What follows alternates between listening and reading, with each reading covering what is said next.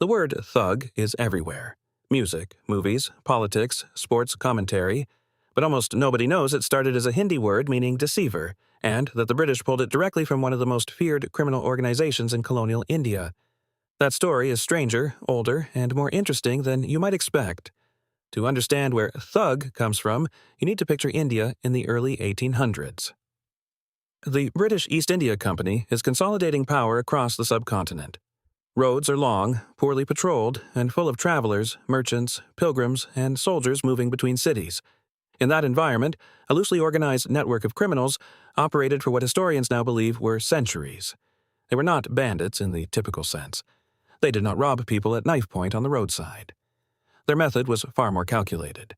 Members of this network would befriend travelers on the road, sometimes walking alongside them for days, building trust, sharing food, before strangling their victims with a cloth or rope and burying the bodies.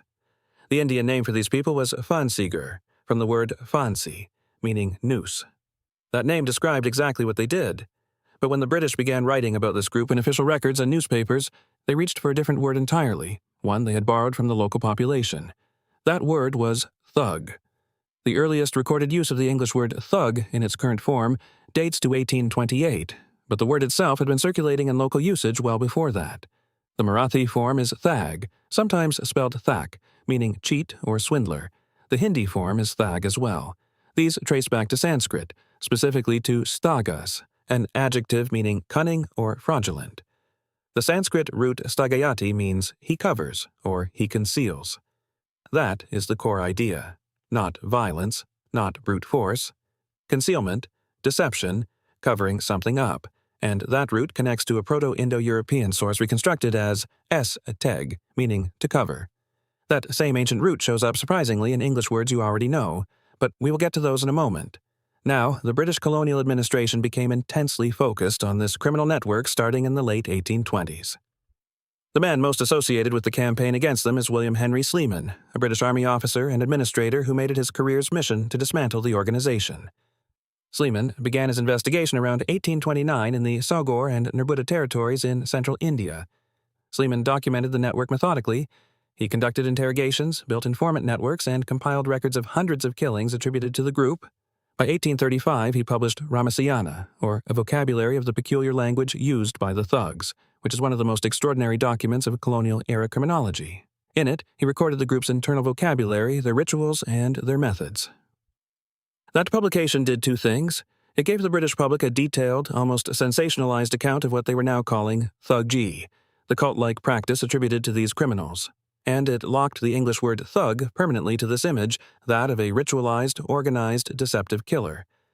By 1839, Philip Meadows Taylor, an Irish officer in the Nizam of Hyderabad's service, published Confessions of a Thug, a novel based partly on real interrogations he had conducted.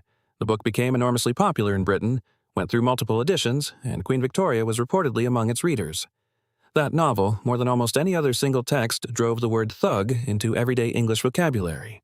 Taylor had interviewed a man named Phanseegur, a captured leader within the Thuggee network, and used those conversations as source material. So, by the middle of the 19th century, the word had made a full journey. From Sanskrit to Hindi to Marathi, picked up by British colonial administrators, popularized by a novelist, and planted firmly in the English language. Here is where the story gets complicated.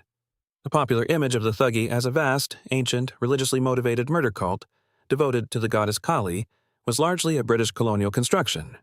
Sleeman and others framed them that way because it made for a more coherent and more threatening narrative. Modern historians, including Sandria Freitag and others who have re-examined colonial records, argue that the Thuggee were less a unified secret society and more a loose network of opportunistic criminals who shared certain methods. The religious framing was amplified by British administrators who needed to justify large-scale suppression campaigns and who found it politically useful to portray Indian criminality as uniquely exotic and organized. More to the point for our purposes, the original Hindi and Sanskrit meaning of the word had nothing ritualistic about it. Thag meant swindler, cheat, someone who deceives. The violence was incidental to the root meaning. The British attached all the drama, the cult imagery, the strangling to a word that originally just meant someone who pulls one over on you. Fast forward to the late 20th century, and the word has shifted again. In American English, particularly in hip-hop culture starting in the late 1980s and through the 1990s, thug was reclaimed and redefined as a marker of street credibility, resilience, and survival in difficult circumstances. Tupac Shakur's phrase, "thug life," is probably the most famous crystallization of that redefinition. For Tupac, it was explicitly about people failed by society who had to find their own way. The word carried defiance, not deception. But in political and media discourse through the 2000s and into today, thug drifted again, often used as a racially coded term applied to black men in particular, a way to signal criminality while maintaining plausible deniability. Linguists and journalists noted this pattern especially during coverage of protests and civil unrest, where the word appeared in contexts where others might have said protester or demonstrator. So, in a few hundred years, the word traveled from Sanskrit, meaning one who conceals, to Hindi slang for a swindler, to British colonial shorthand for organized Indian criminals, to American slang for street toughness, to a contested and often racialized term in modern political language. That Proto-Indo-European root, thag, meaning to cover, is genuinely one of the more surprising connective threads in English etymology.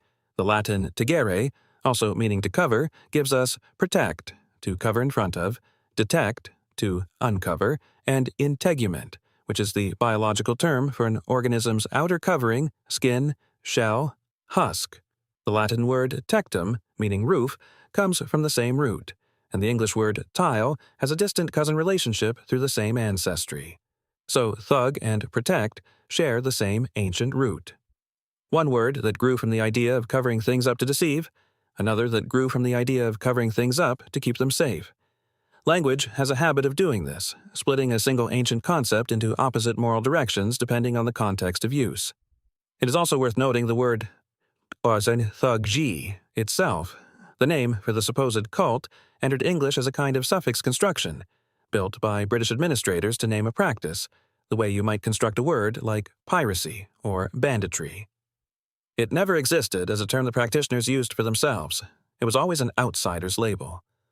Philip Meadows Taylor's 1839 novel, by dramatizing real interrogations and giving a captured criminal a speaking voice, did something that linguistics scholars now recognize as a significant event in